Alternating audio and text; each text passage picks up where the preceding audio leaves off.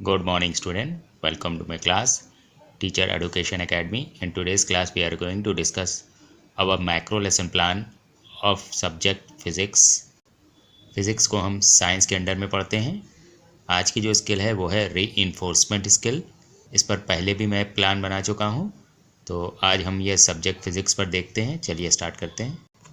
हमेशा की तरह हम लोग टॉप पर लिखते हैं माइक्रो लेसन प्लान। डेट, आज की हम डेट डालेंगे 22/1/2022। सब्जेक्ट ये फिज़िक्स, जो हम लोग साइंस के अंडर में पढ़ते हैं तो ब्रैकेट में साइंस लिख दीजिएगा। टॉपिक मैं बताऊंगा टॉपिक कब लिखना है। क्लास ये 6th क्लास का प्लान है, पीरियड सेकंड है, और ड्यूरेशन क्योंकि माइक्रो लेसन प्लान है कितने मिनट का होगा, 6 मिनट का। और स्किल जो है वो है रीइंफोर्समेंट स्किल। तो इतनी चीज़ें आप क्लास में लिख दीजिएगा। उसके बाद हम लोग कंपोनेंट्स डिस्कस कर लेते हैं। ये आपकी सिर्फ कॉपी में ही लिखे होते हैं।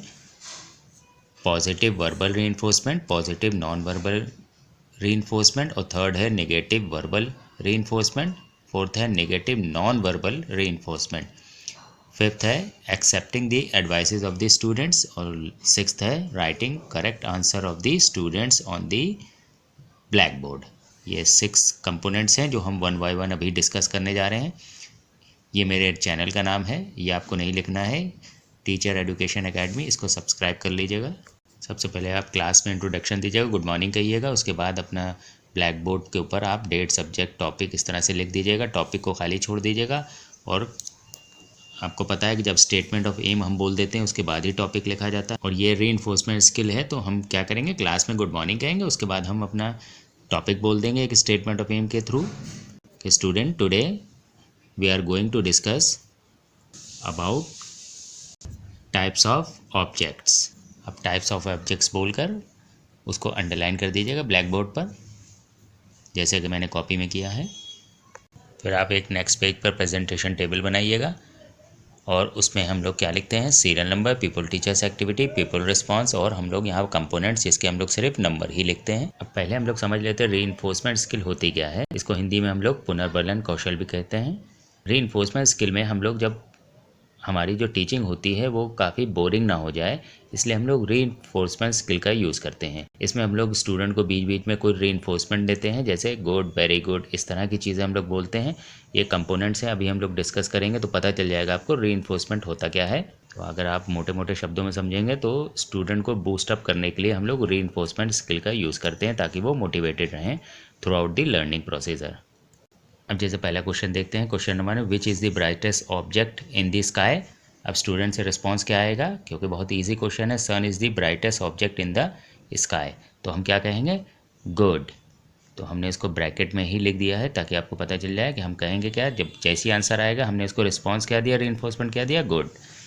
ये कहाँ कंपोनेंट कौन सा है, नंबर 1 है क्या, नंबर 1 पॉजिटिव वर्बल रीइंफोर्समेंट। अब ये वर्बल रीइंफोर्समेंट है क्योंकि हमने गुड कहा है, तो वर्ब हमने जो है वर्ड्स इस्तेमाल करे हैं रीइंफोर्स करने के लिए, तो ये वर्बल रीइंफोर्समेंट हुआ। फिर नंबर 2 क्वेश्चन के, what happens when sun sets. Student response क्या देगा, it becomes dark when sun sets. अब यहाँ पर जो है मैंने क्या रीइंफोर्समेंट दिया, जैसे ही ये रिस्पॉन्स आएगा स्टूडेंट से मैं कहूँगा yes, nodding head in positive manner. मैंने यस कहा, वो हेड को पॉजिटिव मैनर में मैंने जो है हिलाया, यानी पॉजिटिव मैनर में जब सर को हम हिलाते हैं तो ऊपर और नीचे हम करते हैं, यस कह देंगे। तो यहाँ पे कंपोनेंट्स कौन से हैं, 1 और 2। अब 1 क्या है, पॉजिटिव वर्बल रीइंफोर्समेंट, ये आपको पता है, मैंने यस जो बोला वो पॉजिटिव वर्बल रीइंफोर्समेंट हुआ। और पॉजिटिव नॉन वर्बल रीइंफोर्समेंट, ये क्या हुआ, ये nodding head in positive manner. जो मैंने सर को ऊपर और नीचे किया तो यस भी बोला, और ऊपर नीचे किया तो ये क्या हुआ, नॉन वर्बल। इसमें मैंने वर्ड का यूज़ नहीं किया, तो दोनों मैंने एक साथ दिए हैं, तो मैंने यहाँ पर 1 और 2 दोनों यूज़ किया है। नेक्स्ट क्वेश्चन पूछें, which objects appear in the sky at night. तो स्टूडेंट से रिस्पॉन्स क्या आएगा, stars and moon appears at night. अब यहाँ पर जैसे ही ये रिस्पॉन्स है मैंने क्या कहा, very good, stars and moon appear eight night. अब यहाँ पे कंपोनेंट्स देखिए 1 और 5 यूज़ हुए हैं। 1 आपको पता ही है पॉजिटिव वर्बल, मैंने जब वेरी गुड कहा तो पॉजिटिव वर्बल हुआ। 5 कौन सा, accepting the advices of the students. तो कंपोनेंट 5 क्या हुआ, मैंने उनके आंसर को रिपीट किया, stars and moon appears at night. तो तो ये क्या हुआ, accepting the advices of the student. जब उनके आंसर को हम लोग रिपीट करते हैं तो ये उनके एडवाइसेस को एक्सेप्ट करना हुआ। अब नेक्स्ट क्वेश्चन देखते हैं, what do you call these objects such as sun, stars and moon. तो स्टूडेंट से आंसर जैसे आया, we call these object as lighted objects. अब जैसे मान लें ये आंसर गलत है, स्टूडेंट ने लाइटेड ऑब्जेक्ट्स कहा क्योंकि उसको कॉन्सेप्ट नहीं पता, तो मैं कहूँगा no nodding head in negative manner. तो मैंने उसको नो कहा और हेड को मैंने नेगेटिव मैनर, जब नेगेटिव मैनर में कहते हैं तो मैं राइट और लेफ्ट अपने जो है सर को घुमाता हूँ कि नो भी कहा और राइट और लेफ्ट भी घुमाया।